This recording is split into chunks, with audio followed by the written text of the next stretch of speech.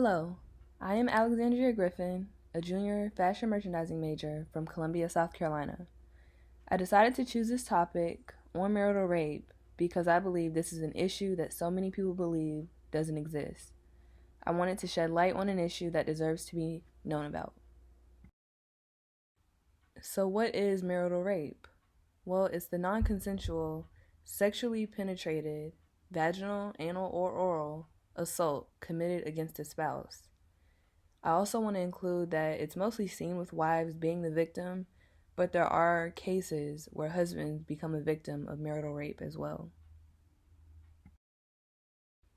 Historically, marital rape didn't first come to light until the 18th century. A man by the name of Matthew Hale, which I have pictured to the left, he created a doctrine called the Lord Hale Doctrine of 1736, which in summary referenced that a wife has given up herself to her husband and she cannot retract it. Basically meaning that once a woman married a man, the consent was given and it was always going to be consensual no matter what. The idea that a husband cannot rape his wife was instilled in this very theory. Back in Great Britain, this was a time where women weren't seen as individuals and a wife was seen as property of her husband. Women's rights and equality of the 1980s really shed a light to this issue. And non-spousal rape was always illegal, but not for spouses until 1975. In the United States, marital rape was considered legal in all 50 states up until 1993, which when we really think about that, 1993 was not long ago. Minnesota most recently eliminated their loopholes, making marital rape illegal just in 2019. In 1976, Nebraska was actually the first U.S. state to throw out marital rape exemption laws. Marital rape exemption laws are laws that excuse rape because you are married, which this can allow someone to rape their spouse without fear of any legal consequences. The first marital rape case in the United States was in 1978, Oregon versus Rideout. This case was held in Marion County of Salem, Oregon, where John Rideout was accused by his wife Greta and put on trial for marital rape. Unfortunately, he was acquitted due to the revised exception laws. Ironically, Mr. Rideout was accused of rape again by 2 other women and was actually put on trial on March 14, 2017. He was convicted of first-degree rape and first-degree sodomy.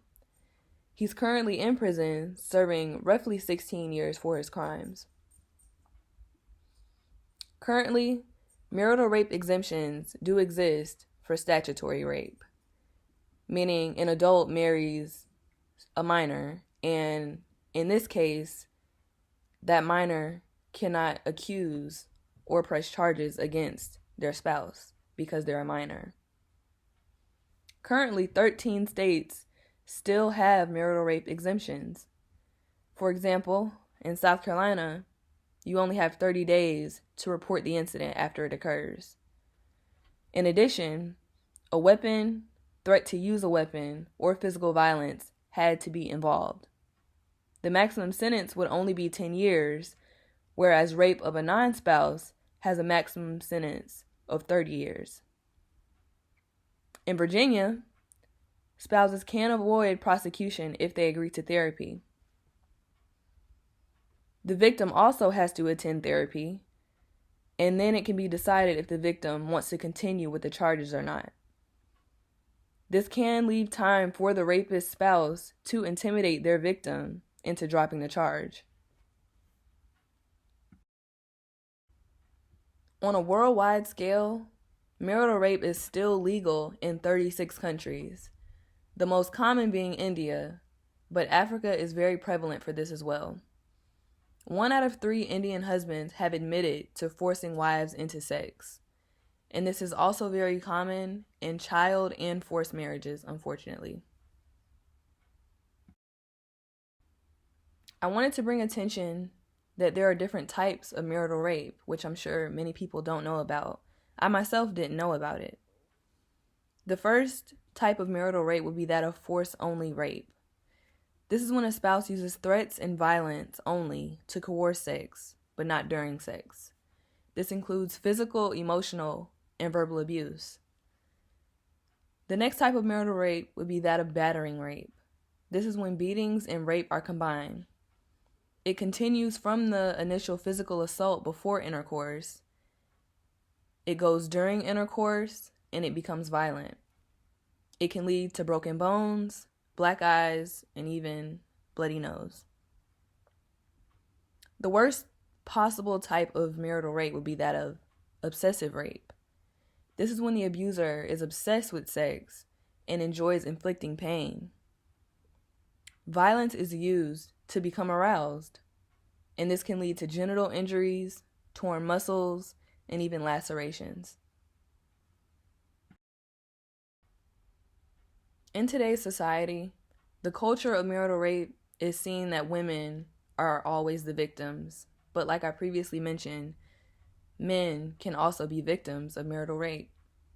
The stricter patriarchal societies have higher rates because they have this idea that it is a woman's wifely duty to cater to her husband no matter what.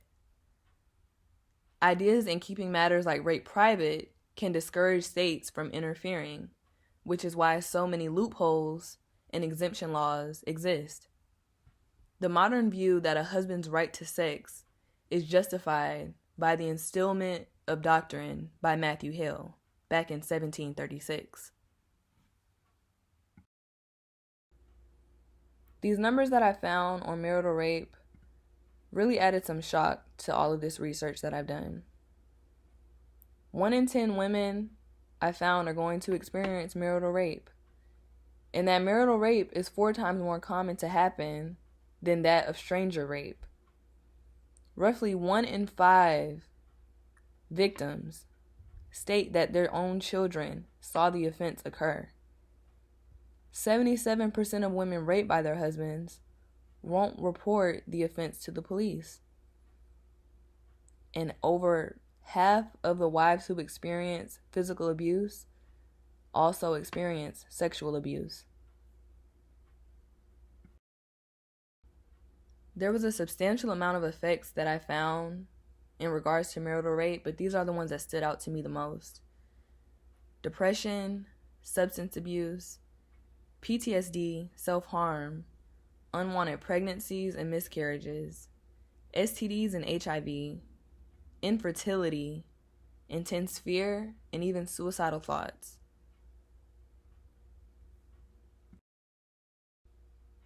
I wanted to include some resources and services that can be used as soon as someone needs help. The first resource I wanted to provide would be that of the RAIN Crisis Hotline, or the Rape, Abuse, and Incest National Network. They can be reached at 1-800-656-HOPE. This hotline will automatically route your area code and will provide resources available in your own area. They also have a live online chat at www.rain.org. The next service I wanted to provide would be that of the National Domestic Violence Hotline. They can be reached at 1-800-799-SAFE. Using this hotline, advisors will provide local services such as safe house shelters, transportation, casework assistance, and even crisis intervention. The information that I've learned and researched from this heavy topic of marital rape has truly opened my eyes to how scary life can be for some people. I've learned that the idea that a husband can't rape their wife is common in so many people's minds. I believe that rape should not be differentiated based on if someone is married or not. Rape is rape, and no means no. Even if someone has consented but changes their minds, they have the right to say no, and you have to respect that. Rape from a spouse can make victims feel that because they married the abuser, that they deserve it or that no one will believe them, but that's not true at all. My request to you as a listener is that if anyone comes to you in confidence and expresses what they are going through, is that you believe them. If they decide they don't want help, just offer support, but never hesitate to interfere if someone's life is in danger. I have provided my references below. Thank you so much for your time and listening to a serious issue that deserves to be heard. Again, my name is Alexandria Griffin, and thank you.